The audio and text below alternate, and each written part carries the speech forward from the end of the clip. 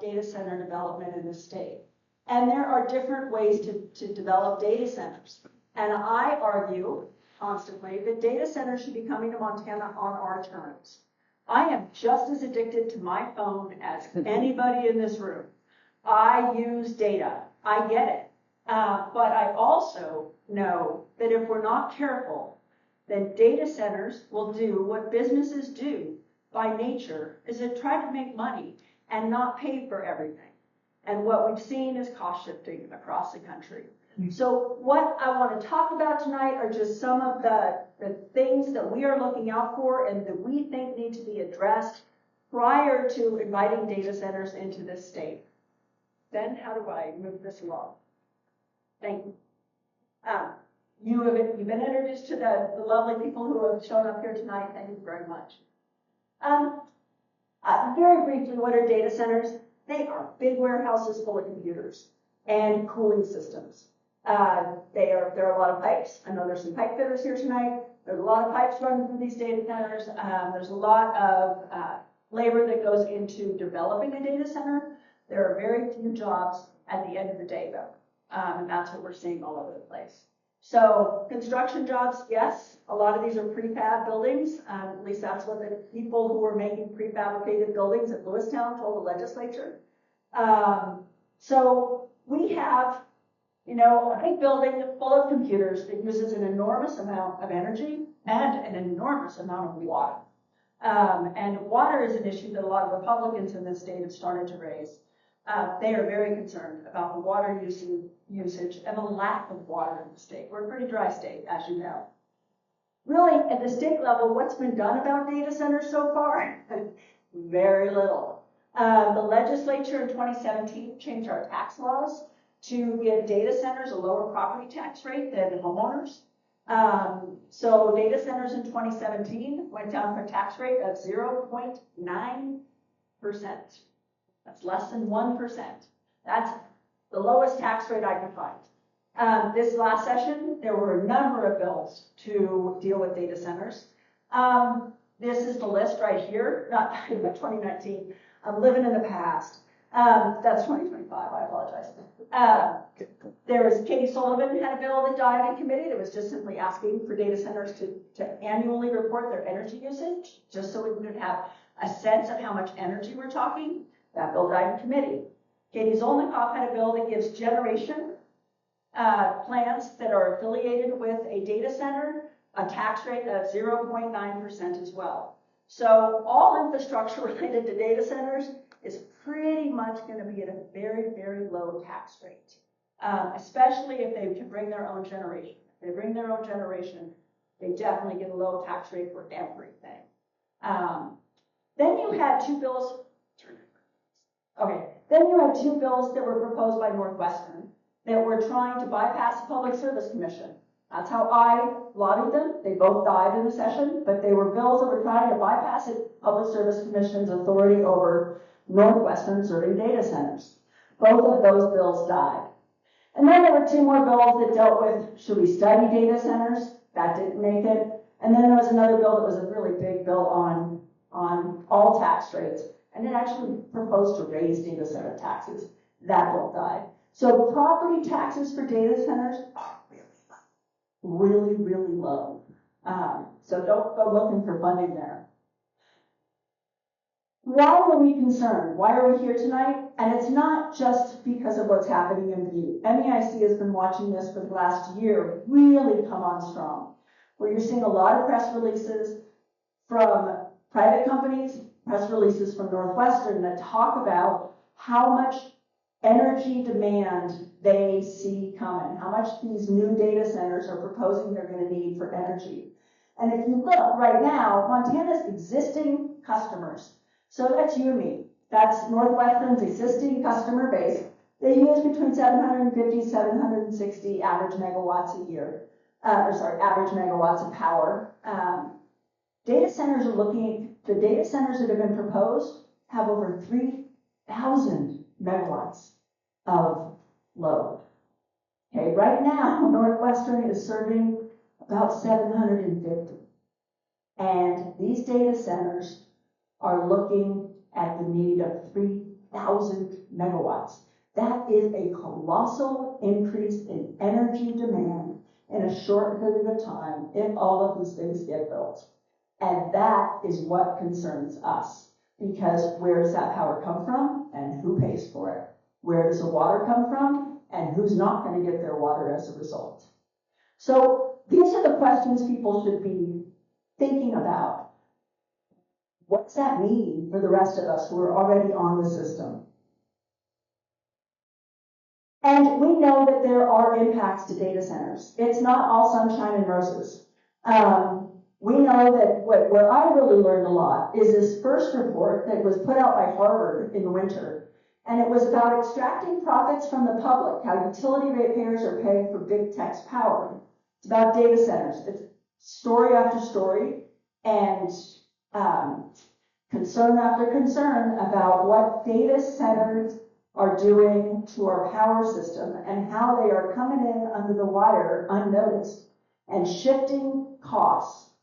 And if they're not shifting costs yet, there's absolutely a risk unless you have regulations in place to make sure that there is not cost shifting to the existing customer class. And we can't afford any more cost shifting because NorthWestern Energy's residential customer rates since 2022 have risen over 39%. So if you are concerned that your power bills are going up and you're trying to figure out why, it's because the rates have increased by 39% since 2022. And that's without data centers. So we need to be paying attention because you know what? A lot of people can't afford their power bills. And that's not okay. And it's not just in Montana, it's happening all over the nation.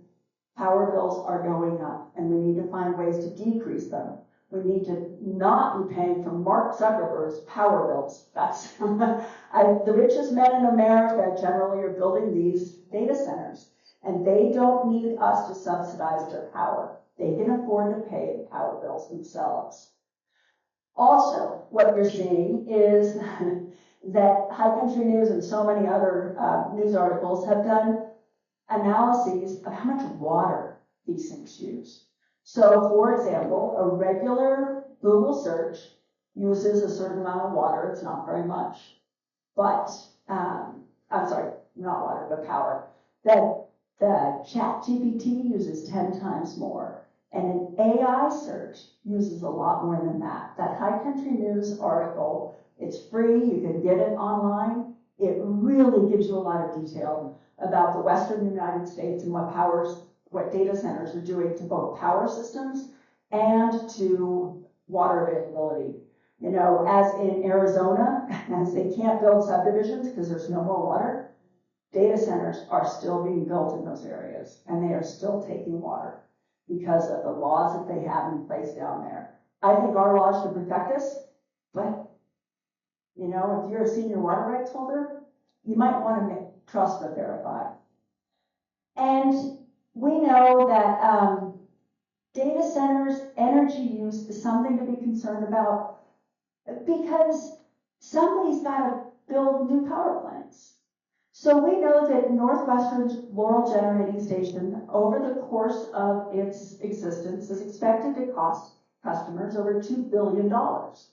That's about a 175 megawatt plant. Not huge, but $2 billion is going to come out of all of our pockets to pay for a facility that NorthWestern is now saying, oh, we've got the Laurel Generating Station. We can use that for data centers. I don't want to pay for the Laurel Generating Station if it's going to just be going to a data center. I want to know that I'm paying for something that I am going to use. And what happens when our utility has to build a whole bunch of new power plants to have enough energy? Now, all that 3,000 megawatts is not in NorthWestern service territory. It could be, one of them is in Great Falls, one of them is in eastern Montana. So that's just statewide, but NorthWestern has a tremendous amount of that in its service territory. If NorthWestern has to build power plants to fill that whole need, there's two questions. Who's going to pay for that new power plant? Because residential customer demand hasn't grown. We're about flat. We've been flat forever. So we're not the ones who are demanding increased power. In fact, that's coming from the data centers. The only load growth utilities across the country are seeing in great increases is from data centers.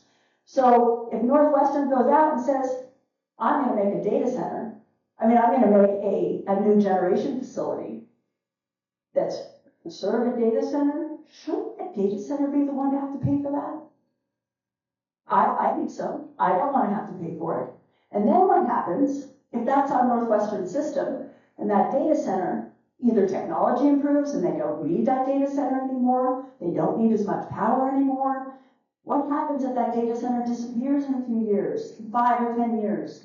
We still owe the money to the utility to pay off that data center. That debt doesn't go away. That is shifted onto existing customers. That's us. So there are ways to set this up so that we are not on the hook. But we need to do that before these data centers come in. If these data centers disappear because technology changes or they have a bad business model, I don't want to be on the hook for paying for all of their transmission costs to get power to that data center. Somebody has to pay for that. I don't want to pay, and I don't think you do, pay for that power plant that you're not going to use that's being used by a data center. Let data centers pay their own way. Next slide. That's me. Data center growth and challenges. You know, the PJM market is back east. That's Pennsylvania, New Jersey area. And their market watchdog, that's a multi-state area that is in charge of serving power to all these different customers and the transmission system primarily. But the market watchdog just found this year, they calculated that 70% or 9.3 billion of the increased electricity costs over the past year was caused by data centers. That's a lot of money caused by data centers. I don't think they're making that up. I don't think that we're going to see that same scale in Montana, but it is a wake-up call to us to make sure that we don't see, these costs coming our way that we're not responsible for. So you see data centers, you have Sadie, who in Washington State is apparently suing over their property tax bill. They have contested that. I don't know where that is now. That's an article from this summer. But I think this is something that this community deserves to know. What happened? Why did they contest their property taxes? Have they paid up? What kind of burden does that put on the local government when your data center protests its taxes? Then you have the job creation issue. And this is from a Wall Street Journal article recently. There's a pull-out quote that I thought was helpful. Data centers have rightly earned a dismal reputation for creating the lowest number of jobs per square foot in their facilities, said John Johnson, the chief executive at data center operator Atmos Hosting. So, be careful about the job hype. There's story after story after story. Post-construction, there are very few jobs in data centers. In fact, we had somebody fly over a data center here, and there were 4 cars in the parking lot. 4. That's not that in the middle of the day. So I think we really need to think hard about what kind of long-term revenue we're bringing in to communities and to the state when we try to entice data centers. And then, you can't see the last graph, but it just shows you what various states are already experiencing as far as data center growth. And then there's the question of, is this a bubble?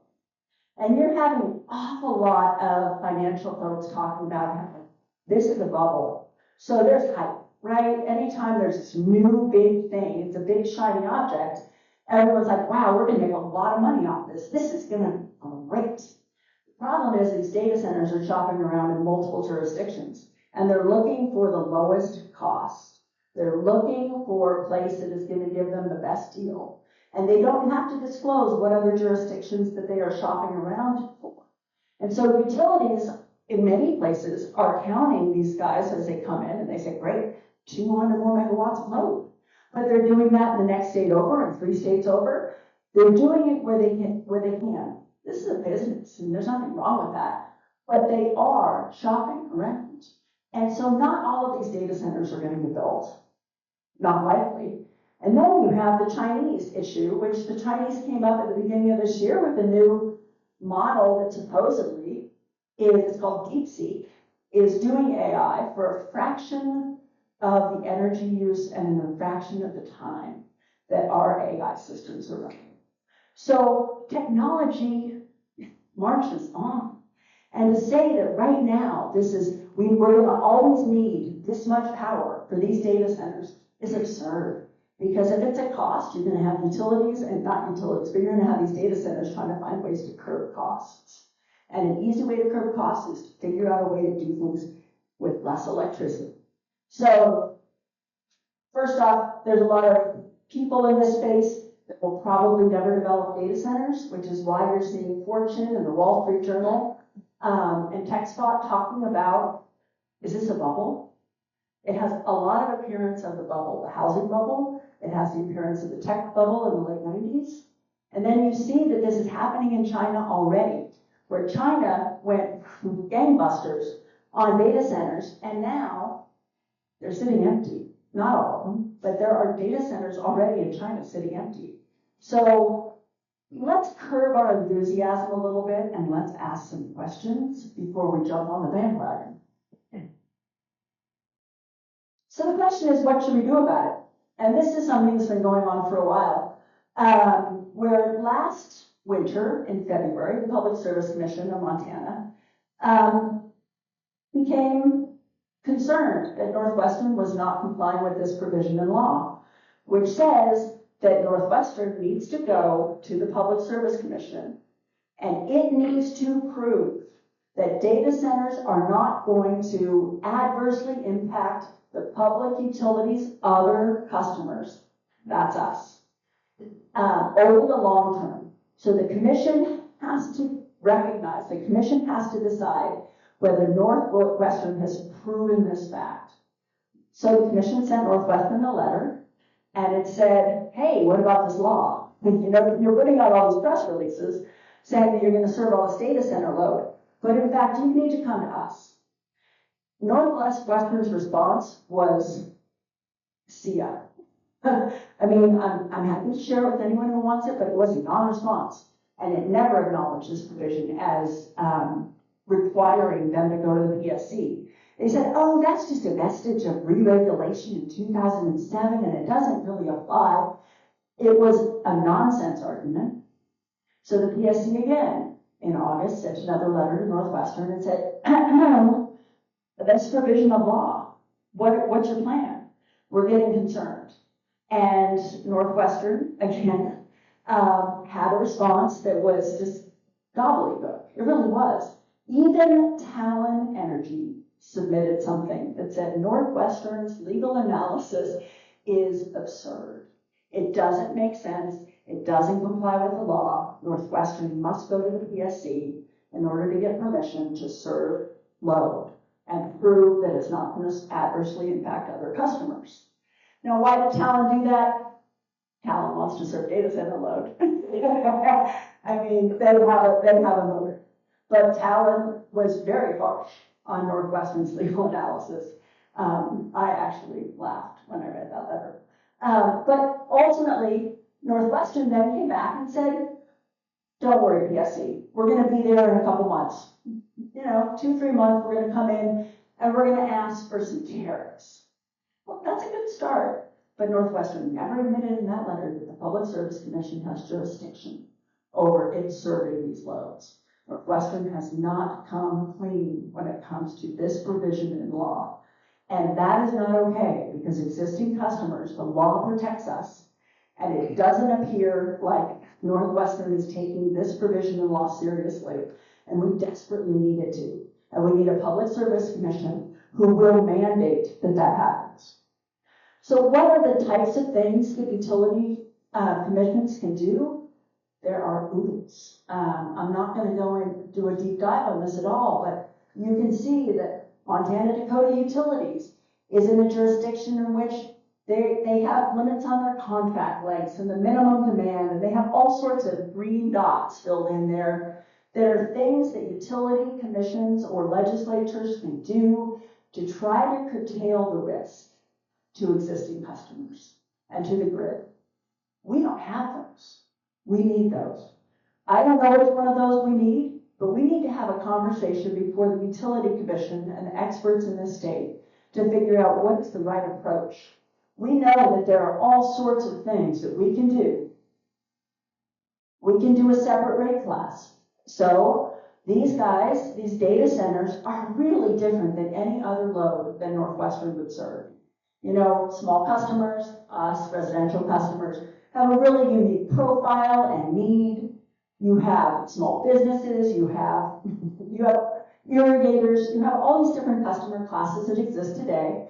And we divide the utility commission's customers up into classes because then you can allocate cost by class. You can determine how much cost is that customer class creating for the system. And then you say, well, then they should pay that share. Right now, Montana residential customers have one of the highest electricity rates in the region. It used to have one of the lowest. And now, last time we looked, it was the second highest in the region. So we already are paying very high electricity rates as residential customers.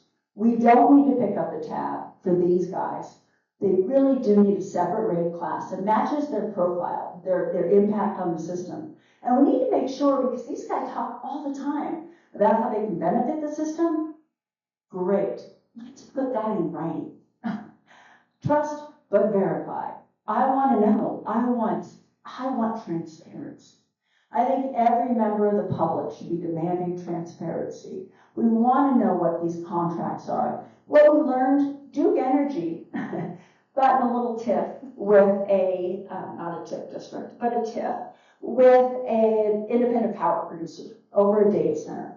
And what they learned is Duke had offered a rate to this data center. This was just in discovery, so it took litigation and discovery to get at this. But Duke had offered them a contract that was far below the price of providing this data center power. Far below. We want to know what NorthWestern is offering.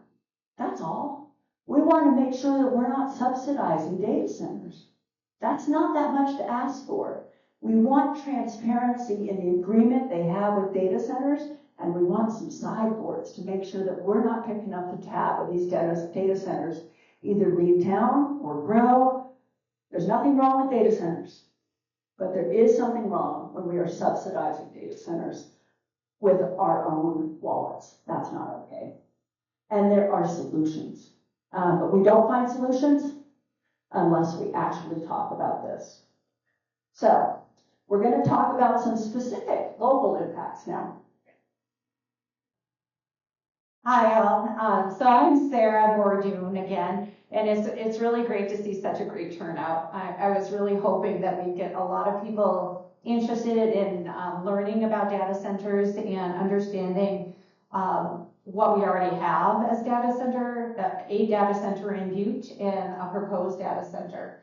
So the purpose of this section of the slideshow is to educate a little bit about the data centers that are proposed in Butte and expanding in Butte, and then how to solicit community engagement and do a little education about the ways that residents and citizens can be effective about asking questions and demanding some transparency.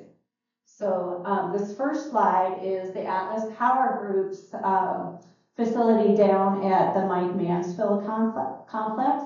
It's currently approved for 75 megawatts. It opened in 2022, and it has approval to expand its megawatts to in 2026 to 150 megawatts.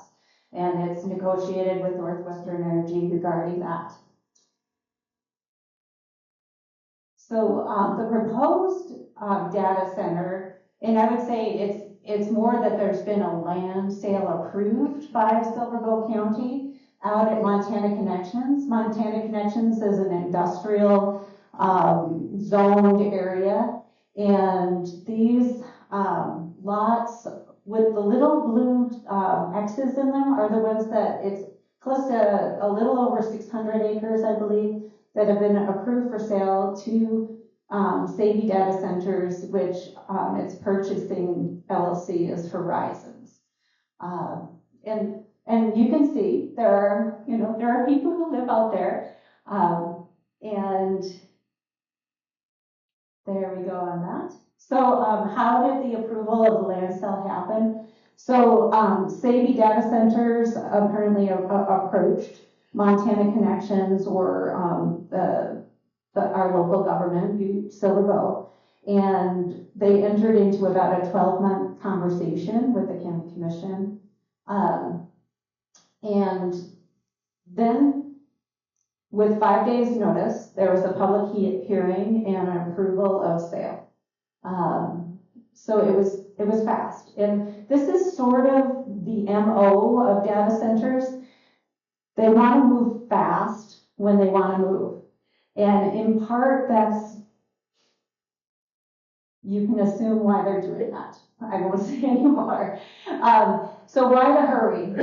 We are not the first. So we can do a lot of research about what other communities have done in response to data centers retroactively. We can learn from the state of Virginia that has the highest concentration of data centers of all the 50 states. And they are truly the leading edge of data centers. Their state legislature in 2023 did a data center report. It's easy to look up, just use most of those words in a Google search, it'll pop up. It's very revealing of retroactively what they wish they had as laws in their state.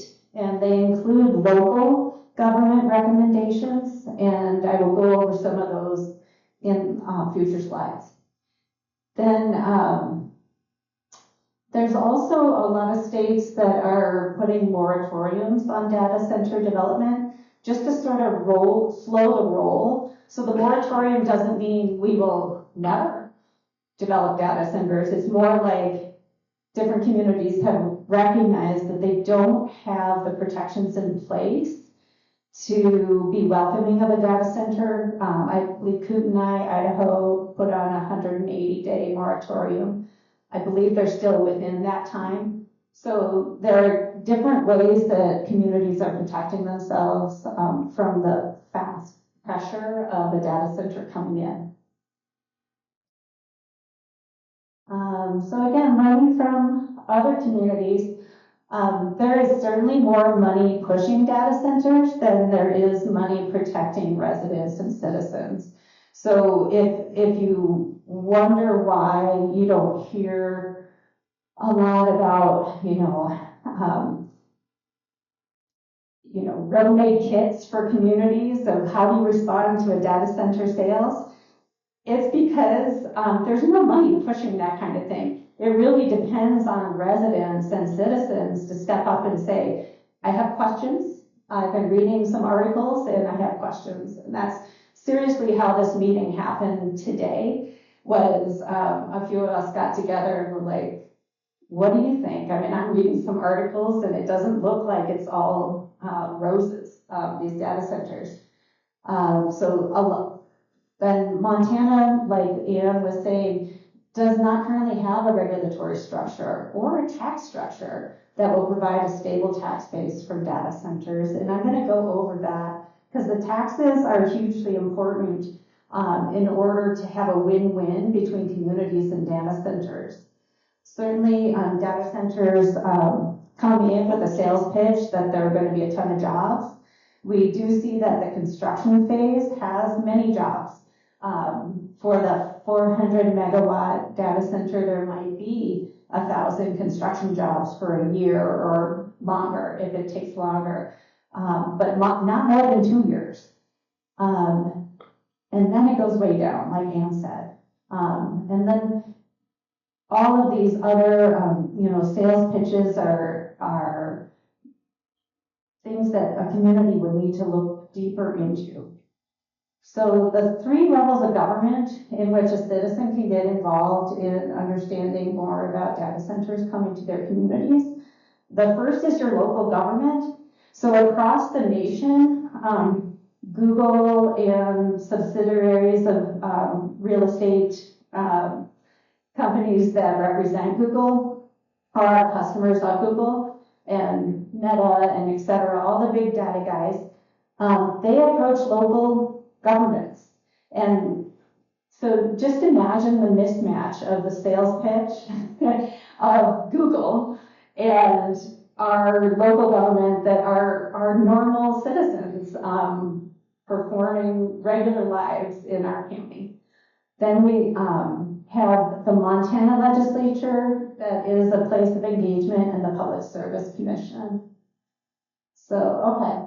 So here's straight out of Montana legislature's recommendations from 2023. The first thing they said to local governments is you should recommend that the data center coming in has a water use estimate. It seems like a no-brainer, but apparently across the nation, communities have gotten data centers in which they really didn't know how much money they were committing, and they were shocked.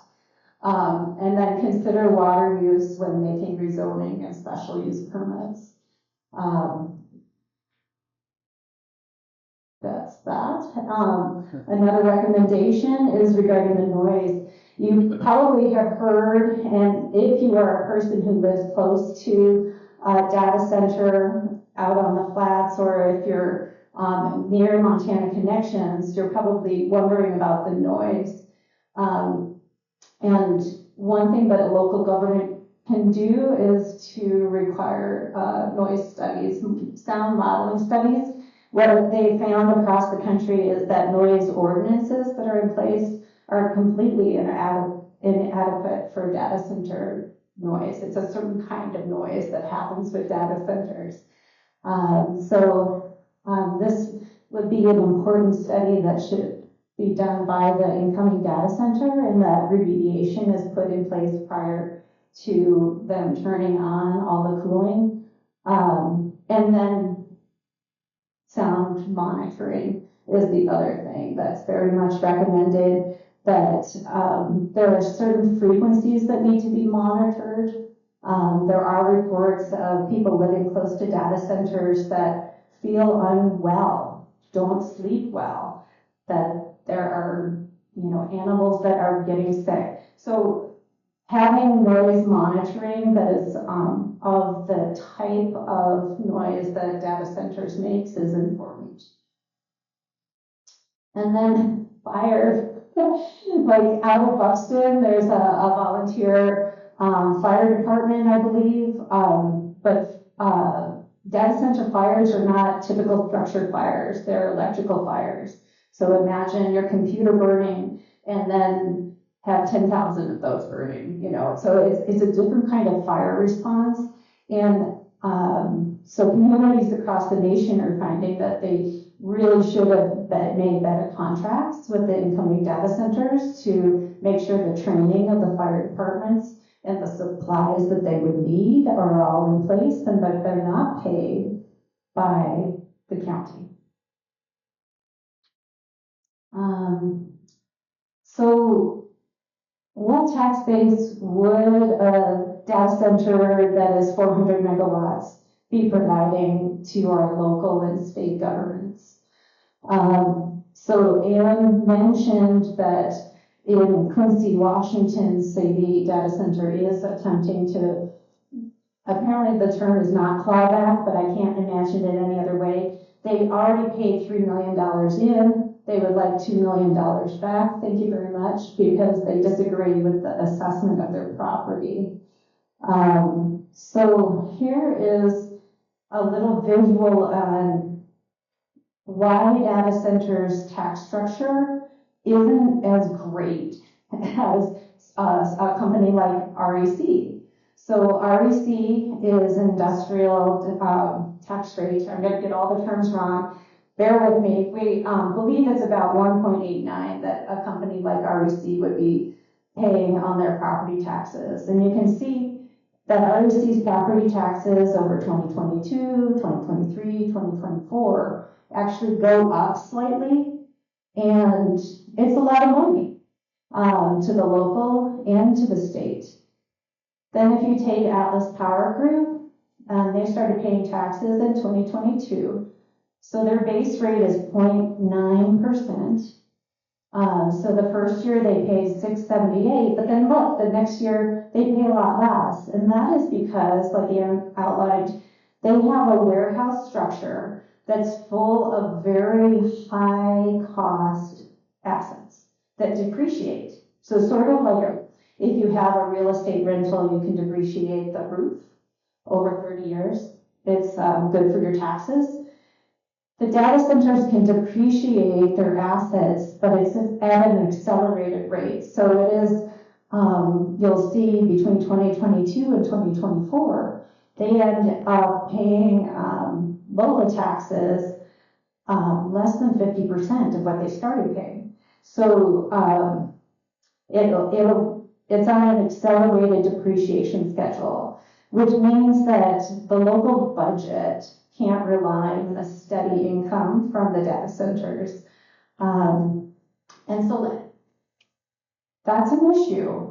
Quincy, Washington has 27 or 29 data centers in their county. That's the county that Chief Executive J.P. Gallagher was able to visit along with some other local government officials.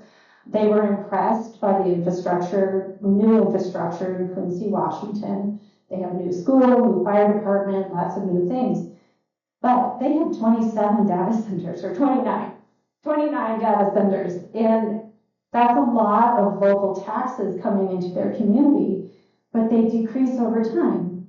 So one article that I found that I think is revealing is that the Quincy local government is requesting a property tax increase from its residents. Like, oh no, what happened? It sounds like, just looking from afar, that perhaps these depreciations were calculated in well, and all these new buildings still have to be paid for. They're going to increase the property taxes. So that's something to watch out for, similar to cost shifting in your energy bill, perhaps in property taxes as well, if new things are built and not calculated correctly. Then we come down to the second to the last line is employees. You see that the best guess that we can have of Atlas staffing is around 11 employees that are employed permanently after the construction phase. And REC has about 200 now. But the caveat on REC's employment is that they're down 100 jobs recently. And the articles that were published around that decrease in staffing, REC said it was due to increased electrical prices. So they're going to renegotiate their energy contract with NorthWestern Energy. We'll see what happens for REC. Do they get the same benefit as data centers? I don't know. But there's a cost problem with our energy in our industrial park. And then we look at the energy use. So we've got REC at 25 to 50 megawatts of their annual use. And then we have Atlas Power Group approved currently for 75, but going up to 150 next year. And you can just see, like, the ratio is huge compared to the amount of taxes that the industry is providing back to us. Okay, another way to get involved is the one interim committee at the state level that was approved to study anything about data centers is the Montana Water Policy Interim Committee. I did copy that there was a House Joint Resolution 74 that allowed the interim committee to look at water reuse systems. And this is a schedule of that interim committee. You can go on to the website and actually submit written questions or testimony, or go in person, or get online on their agenda. And then the Public Service Commission. So up there is the phone number. Jeff Wellborn is our new commissioner, Public Service Commissioner, and top of his candidacy was put ratepayers over politics and special interests. So I would say give him a call and let him know some of your concerns regarding shifting your rates and what you'd like to see out of the Public Service Commission as far as protecting the public and affordability in Montana. So I believe that's my last slide. Thanks, Sarah. Well, a couple of concepts to talk about before I introduce Steve is, on one hand, government's responsibility in these things to provide sideboards on behavior, our behavior, corporate behavior, that sort of thing. And another myth that we get ourselves pulled into as people is the concept of good corporation, bad corporation. There's no such thing. They're pieces of paper. They exist to maximize return to shareholders. These aren't bad people. They're trying to make money. Government's job is to put the sideboards on that. Our job is to give input to our government if we can. And like, for instance, when this came up, our local government, in April when the meeting was held, when the TED board met on this, the only thing on the agenda said Horizons Montana LLC. Now, very few of us in this room probably knew that that meant data center, or that we needed to comment or be concerned. The following week at the commission meeting, it came out from staff that they've been meeting for 9 months. Now, we do have in Montana, if enforced, the strongest public participation and transparency laws in the country. And if we are doing our jobs as citizens, we are going to tell our elected officials what we think. It fell a little short there, maybe we slipped up a little bit, but we can definitely pick it up. Last night, another great example, because of our structure in Butte, we have to speak on things on the agenda before we know what they are or what the details are. And then we're barred from speaking after. And it came up, and the first time most of us heard that this facility, phase 1, is looking to use 3 million gallons of water a day. And that's a lot of water. Somebody in the audience spoke up, tried to ask a question, and they weren't allowed to ask a question because it's not public comment. That's already over. We're barred from speaking it. So we don't have the opportunity here to function like other communities to do that and make sure that we're protected. But we do in other ways when we hear that there will not be rate increases. We don't know that. Nobody in Butte or the Butte Courthouse can make that decision. In Montana, the law says that's the Public Service Commission. They are weighing it. And as we already heard, they requested to build a Laurel generating station to serve existing customers. And then we heard months down the road that, no, we're going to serve data centers. Well, you and I, the ratepayers, still, they're asking us to pay for it for the PSC. And that is something that we should all be weighing in on with Commissioner Wellborn. But that's, before you get into questions, I want to introduce, these things are not hopeless. Citizen activism and raising current, our elected officials are good people. They are, they're doing the best they can. And here in particular, we have part-time county commissioners, council, there's a couple here at least. They do the best they can. They're drinking from a fire hose a lot. So we have an opportunity to pull together as a community and get these questions answered and come up with a consensus. But we do have some real great success stories. And like I said, there's no good and bad in corporations. A lot of them spend a ton of money on public relations because they don't want we the people hammering them when they're trying to do something different or if they have permit expansions or anything. And we've got Steve here who can talk about a success story where citizen activism led to positive results and the outcome. So, Steve McGrath. Thank you. You can hear me, I hope? Yeah, thanks. I'm here just to give a little bit of encouragement that a dedicated and unrelenting community effort can bring positive results. I lived in the Greeley neighborhood for many years, and one of the first experiences I had with mine dust down there was noticing one day that my gutters weren't draining. They were overflowing with water. So I went up on the roof and looked, and they were completely full of gray dust. And that was back in about 1910. 2010, excuse me. I'm sure in 1910. So I cleaned them out, and sure enough, I noticed about 18 months later, they were overflowing again. So I became quite rather concerned, and it was a gray dust. So I had it analyzed, and then I looked online for any published indications of what the assays were from Montana Resources Mine. And I found out that this dust looked very similar to the ore they were mining. And I'm sure that you're all familiar with the crusher location, which is located near the intersection of Texas Avenue and Continental Drive. And it kind of sits above the neighborhood. And every time a truck dumps, it looks like there's dust coming off. And so I went to the neighbors and asked them, are you noticing a lot of dust in your yard? Oh, yeah, it was a big issue. I thought, well, perhaps we can do something about this. And, about 2012, a neighborhood organization was formed in the Greeley, the Greeley Neighborhood Coalition. And it was formed by Ed Vanderhoff, and his vision was to create a nice walkable community in that area because that area was kind of going downhill.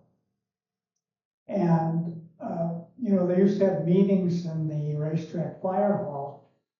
And one of the first meetings there was when a DEQ came in and they had speciated the PM 2.5 in Butte. And that had just actually come into compliance. Butte was compliant with particles 2.5 microns and less. And they're particularly dangerous because you can inhale them, so if there are bad things in there. And they have passed that. But at the meeting, people were asking, well, if the air is safe, how come all this dust is coming into the community? And he said, well, I don't know, but that's, something you should ask questions about. So, we started asking questions. We even invited EPA and MR down there. And the perception was in the neighborhood that when trucks dumped, dust came off the trucks and, collected in the neighborhood. And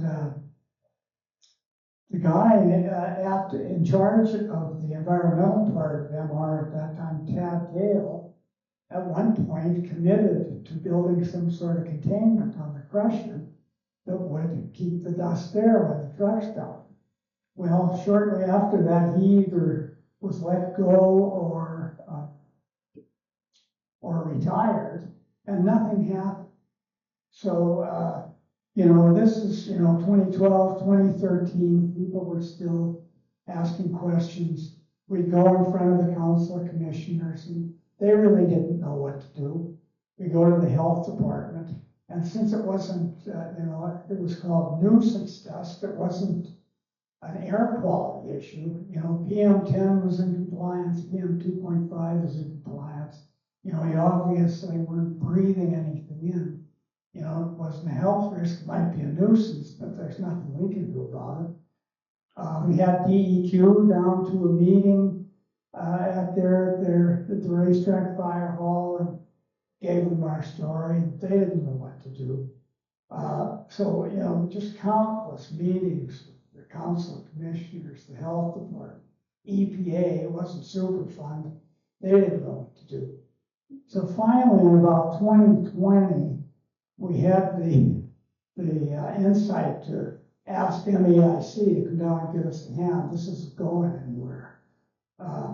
So they did, and they took the bull by the horns.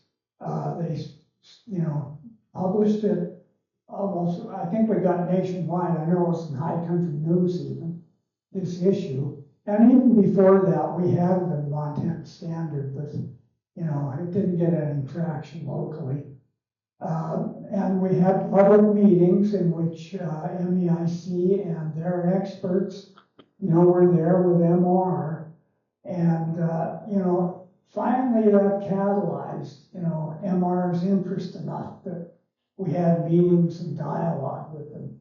And once they found out that, we weren't trying to shut down the mine, they were more willing to listen to us. And in my view, anyway, it's better to have a mine that's existed where a mine was before than go out and dig a new mine somewhere else. So we were supportive of mining. We just wanted, if they could notice areas where they were giving off dust, then could they try to curb that? And so they got right in. They went out in the neighborhood and saw what we were talking about. They conducted a perception survey in the neighborhood to see, if people thought dust was an issue and where it was coming from. And they engaged Bison Engineering to put out a series of dust fall collectors and started collecting data. So, they seemed to be very interested in what we were talking about. And finally, in 2025, we reached a point where actual technology had been installed in the crusher house. Yeah. This is a felt bag. Here you see it ready to dump, and you can see a cloud. You can see the cloud right there in front of the crusher input.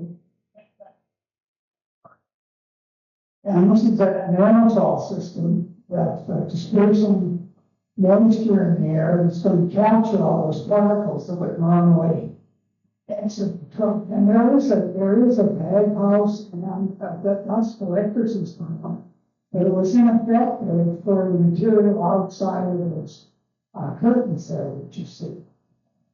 To see the cloud there, it's capturing all the dust coming out of that truck. And you see blue skies up above, where we didn't see that before. So even though this probably doesn't seem too significant to people who don't live in the Greeley, this was a monumental change for us. And it was all thanks to MEIC's involvement ultimately, and thanks to MR, because they stepped up and were very responsible.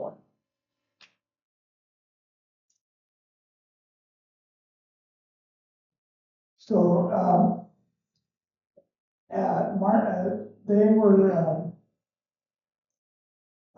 Mark Thompson kind of took the bull by the horns, and he established a mine dust steering committee in which he asked several technical experts, including Dr. Katie Haler and Dr. Dave Hutchins, who I see here in the audience tonight, Dr. Seth Connell and Abby Phillip, and Ben Catton and Ron Sahu. Ron Sahu is an air quality expert that works with MEIC. But, it's a very comprehensive approach that MR is taking to solving this problem. One, I already mentioned that they're collecting PSP, total suspended particulate data, from Bison Engineering and analyzing metal content, and they're paying for all of this. They're also paying Dr. Haler to do bioavailability studies on the material, and that's, because this material tends to be ingested not through respiration, it tends to be ingested through your mouth, because it collects in your nose and you swallow your phlegm. Or if this dust is collected in your yard, little kids are out playing on their trampoline, having to lick their fingers or something, they can ingest it that way. And as it turns out, the metal content of these dusts is as acutely toxic as some of the dust is imbued. The attic dust from the old smelters that has lead and mercury in it. These have, copper, zinc, manganese, But the issue is long-term exposure can have effects interacting with other conditions people might have. It could contribute to health effects. So, that was an area of concern starting in about 2016 when studies started coming out in the literature saying that this accumulated mine dust was having health effects in humans. And Dr. Haler's research in 2015, 2016 seemed to indicate that metals in the blood of Butte residents is elevated compared to neighboring Bozeman, which are control group. So there are bioavailability studies going on. There's air modeling studies going on, and that's conducted by Ron Sahu, working with MEIC and modeling expert.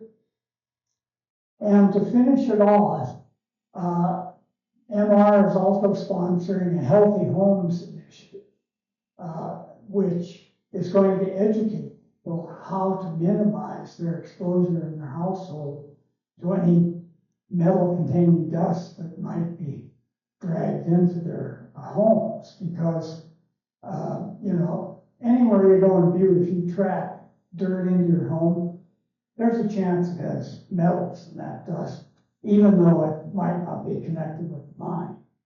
And, the Boulder bathtub has uranium and thorium in it, so, you want to minimize those exposures for having that.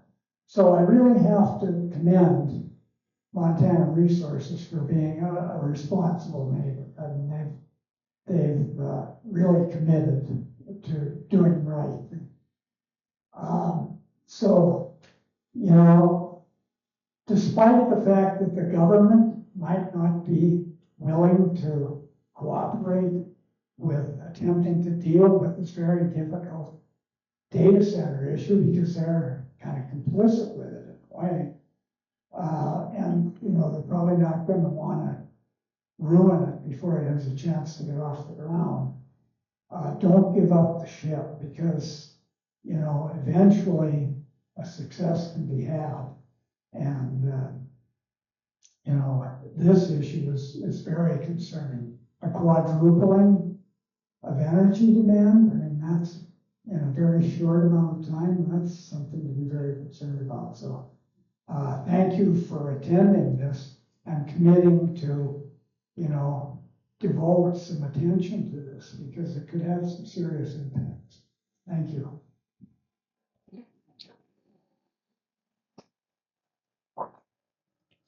Well, get into a couple of the questions here. Good one to start with, I think. And if NorthWestern builds the generating facilities to drive the data center, does the cost get built into the rate base? And I think the question is, and maybe an explanation on how NorthWestern can do cost recovery.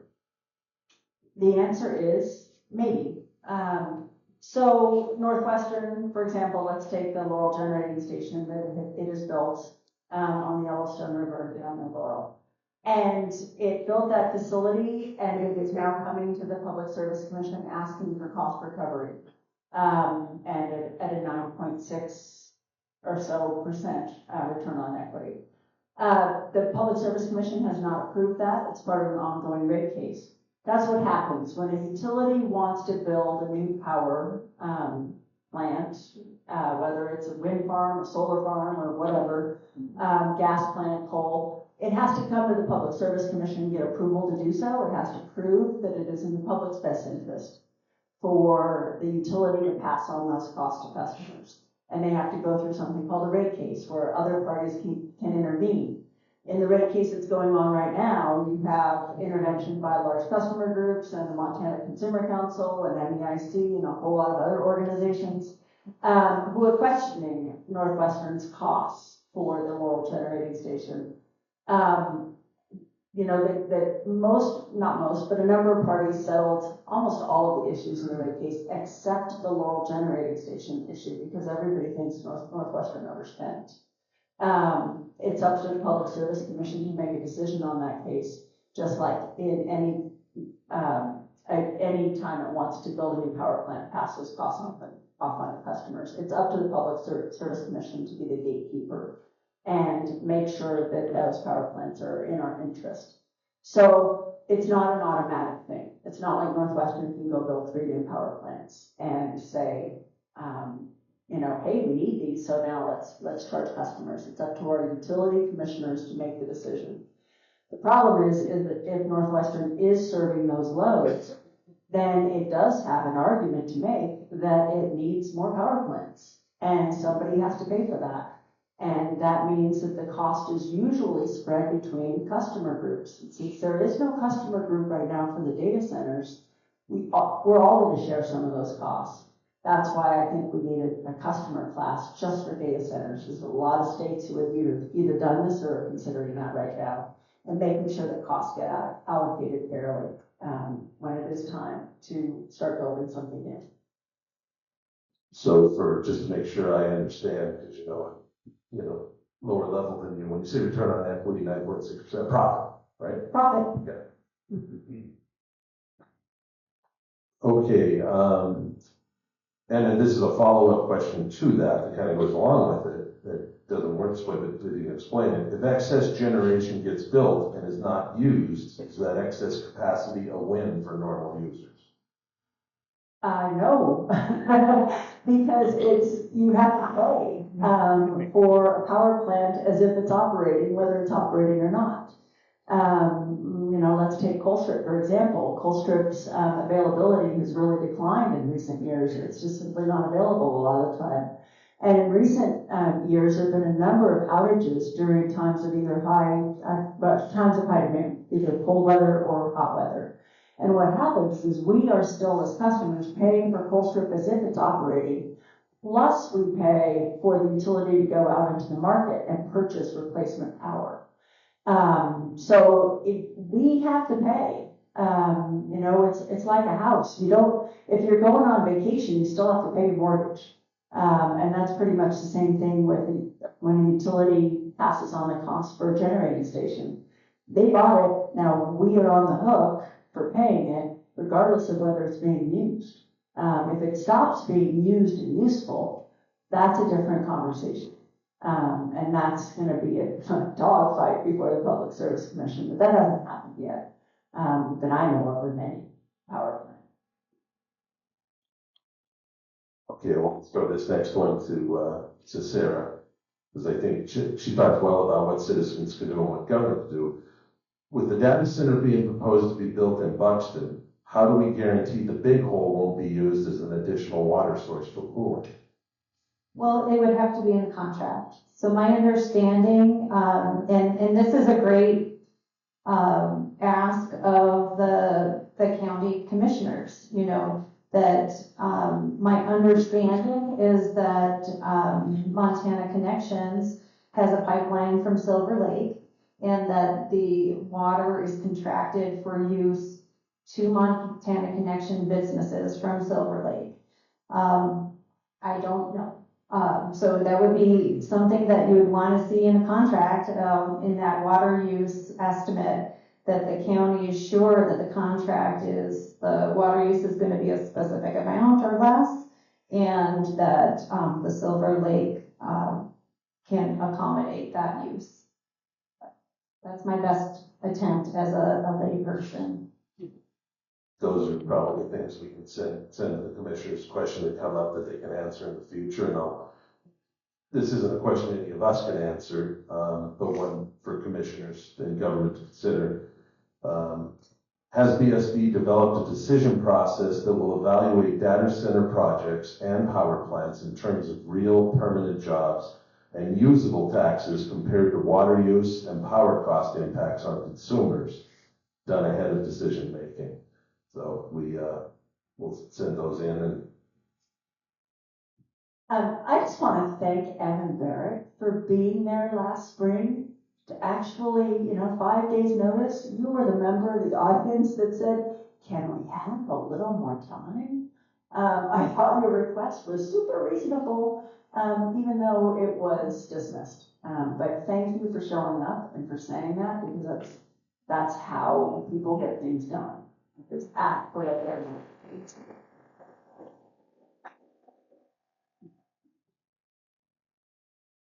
I guess I can take this one. It says, no to coal, what about nuclear? I thought the small modular reactor technology is not yet there. It's in development. They're talking about rollouts, optimism 2030. We can check out the Nuclear Regulatory Commission. All of them that are still in the running are listed there, but they're all fairly early in development, so it's not there. There's debates at the state level about statewide nuclear, like nuclear coal strip and things like that, but those are still very premature and unanswered, I guess. That's a lot of process. So you got anything to add on that? We're a long way away from nuclear, and nuclear is the most expensive energy source that there is today. We're a long way off from nuclear, but nuclear is also the most expensive energy source that exists today. If you look at what everybody looks at as far as what the cost of power is by various sources, the Lazard levelized cost of energy is the gold standard, comes out annually, says what power costs are. Nuclear is the most expensive. And you had a small group of municipalities try to build a nuclear plant in conjunction with Idaho National Lab. And they finally bailed. I mean, they were very committed to an SMR, and they finally bailed after years and years and years of pouring money down the drain because they could not afford the cost because the cost increases were staggering. The only nuclear power plant that's been built in this country in the last, 30 years is the Vogtle plants. Maybe 30 years is wrong, but it's close. The Vogtle plants down in Georgia, they were expected to be $16 billion and came in at $36 billion for 2 nuclear reactors that I believe they're about 1,500 megawatts. We are talking billions. And the rates in Georgia have skyrocketed as a result. So all I can say is if nuclear small modular reactors ever pan out, there are a lot of questions we need to ask before we jump down that rabbit hole. Like, what's it going to cost us on our bills? We already are paying high bills. That will do nothing but make them higher. And the bottom line is we have the technologies we need today that would do the same thing. When you combine solar plus wind plus storage and the new technology for geothermal that's using old fracking technology it's coming on quickly and it's really exciting. So we have technologies now, we have better technologies that are going to be ready sooner that are hell of a lot cheaper. So I hope people aren't banking on SMRs because they don't exist yet.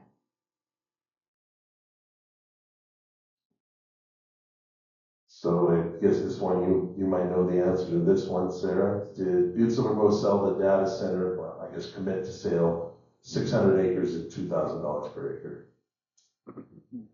I would refer that to the council. I don't know that any money has changed hands. That's sort of what I remember from the streaming of the meeting, but I don't want to commit to that. I would refer to the council. Yeah, it's a commitment, not a sale, but I think that's roughly the price. Yeah. I don't think that anybody knows the answer to this one since we just heard about water last night. What is the realistic burden on our water supply? There's a study that needs doing. I mean, that's the kind of study we should all be seeing. We should all have that information before we go down this path. We shouldn't just be having, Sadie or any data center say, when it's already begun the process, how much water it's going to use, and not have any kind of analysis on how that could impact our water resources, whether there is sufficient water. 3 million gallons a day. A really rough calculation on my calculator says that's 1 billion gallons of water a year. It's a lot.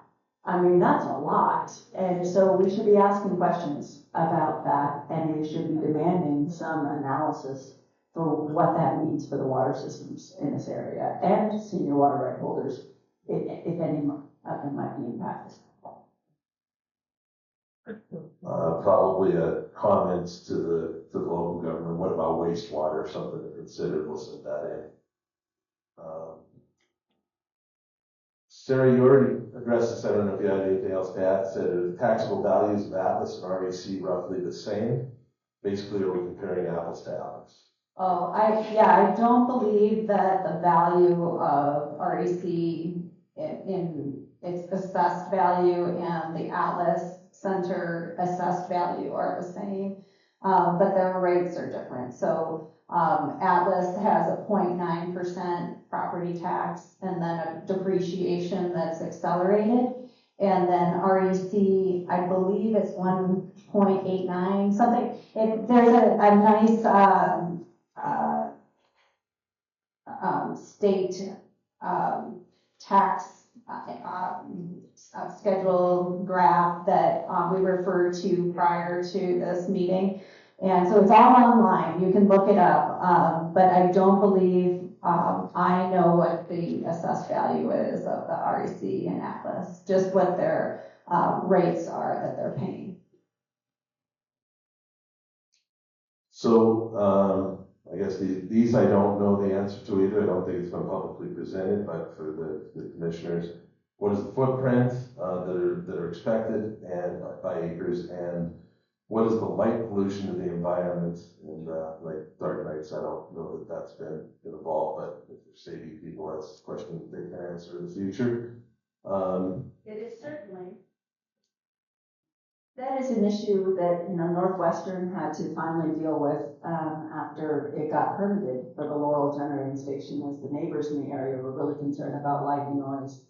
And NorthWestern had not done the analysis that was easy to do on those two issues. And so they had to post hoc do those analyses. It sure would be nice if we could get those analyses in advance with the data centers, and we don't have to take them to court to find out pretty simple answers on light and noise. I guess throw this out to me. It's Steve been reading up on this stuff. Maybe are there any studies on the adverse health effects from communities with data centers, and are there any health and safety promises or harm reduction plans from the Atlas data center? Not that I'm aware of.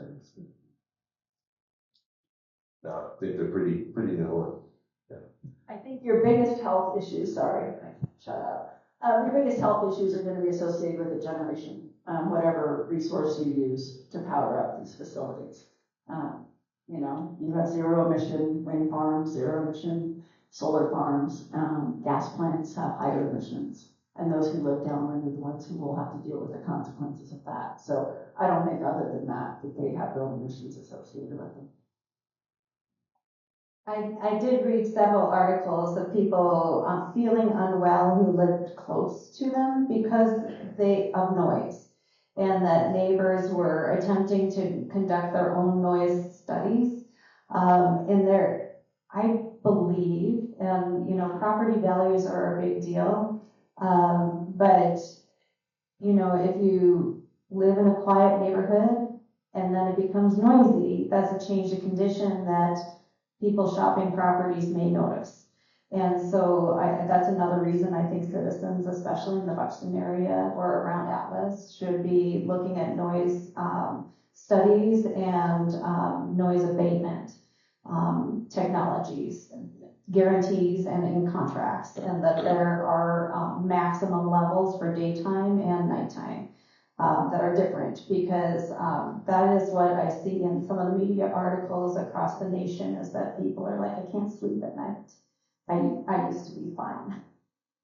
That happened actually just outside of Missoula in Bonner when they located a cryptocurrency operation very similar to a data center. In fact, by law, I think they have to be treated identically these days. And the people in Bonner couldn't sleep at night with their windows open because it was so loud when that crypto operation was operating that they were going to their city commission or the county commission constantly trying to figure out a solution for it. And I believe they came up with a different ordinance, but it was a real issue for the people out in Bonner who had to live near the facility.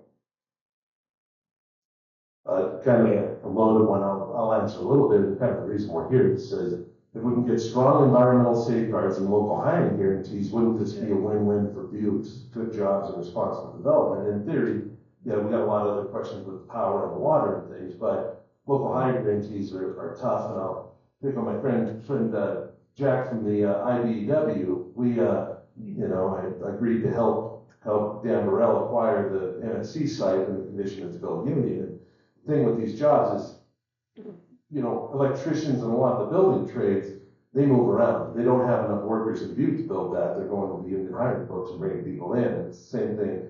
You don't say we're not going to build an interstate highway because there's not enough local people to build it.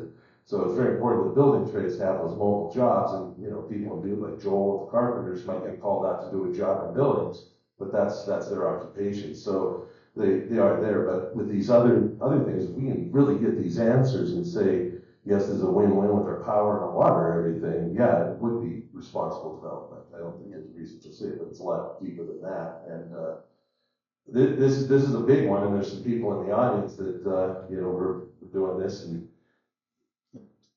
they said, can we rely on PSC, governor, legislature to protect Montanans? And the answer is we hope so. But the question is, why isn't there a focused effort to protect Montanans across the state from negative data center impacts to our power bills, water, and our future? And the unique thing about Montana is in our Constitution, it's not a right, it's power, separating powers. The people have the power of initiative. We don't like what the PSC, the governor and legislature does. We have the power to take things to the ballot and require things, and that might be, local voter approval or anything else. And there are people having conversations about that. I know Ann is one. A couple in the back that, debating on what to do, but there is an emerging focused effort. But did you have anything you want to add to that? I do. It's a great question. We elect people to represent us, and they should hear from us. So you have elected officials in Butte. You have, and I know some are here tonight. You have a public service commissioner, and they need to hear from you. They're elected. They're supposed to be representing you. And the jury's still out on the Public Service Commission. They have sent 2 really solid letters to NorthWestern saying, come in to see us and prove that you're not going to harm existing customers. We just haven't had Northwesterns seem to take that seriously yet. But I'm still holding out hope for the Public Service Commission. The governor has set up an energy task force. And one of their subcommittees, there's 3 subcommittees, one's on transmission, yay, we need more of it. One of it is on generation. And the other one it's about increased demand. And it's all full of data center people. And there's not a single public representative on that subcommittee. There's nobody there representing the consumer. So the governor's really into data centers. I don't think my jury is out on whether the governor's going to protect us on this front. I don't think he's going to, based upon who he put on this energy task force and who didn't. So we need we need to pressure the governor's office to actually pay attention to the people of the state who are paying utility bills every month and are seeing them rise 39% since 2022. We cannot afford this trend. So the governor needs to hear that. Even if he has billions of dollars and doesn't care, he still needs to hear that we want him to take our concerns seriously. Because right now it doesn't appear he is. But I say the PSC still has a chance. Despite the drama in the papers and whatnot. That happens. It's the PSC. They're special. I guess this one is, will the private sector, the ratepayers, see unreasonable rate hikes as a result of data centers? It depends on us. Depends on how much we demand of our Public Service Commission and their behavior and the decisions they make. I think events like this and people asking questions and showing up and being informed, there's a lot to digest. But Ben, were there any more questions out there that you saw? Anybody still holding one that you want brought up to the front?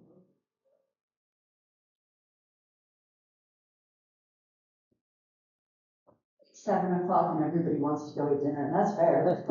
There are some snacks in the back.